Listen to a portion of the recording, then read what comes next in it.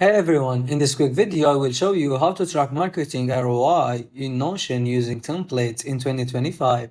Start with a marketing tracker or ROI dashboard template from Notion gallery or community.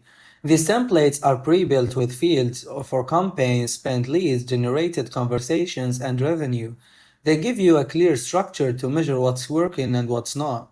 Customize the template by adding your own campaign budget allocation and tracking metrics. For example, you can log ad spend, email performance, or social campaigns.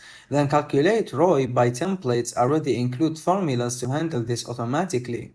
Use multiple views to break things down, a table view for round numbers, a board view to organize campaigns by stage, and a timeline view to track results over time. You can also create charts or progress bar inside Notion to visualize ROI trends at a glance. For a smarter system, connect the ROI tracker to related databases like Connect Calendars, Lead Generation, Tracker Sales KPIs. This way, every campaign update flows directly into your ROI dashboard without manual data entry. And that's it, how you can make smarter marketing decisions and prove results with ROI tracker templates in Notion in 2025.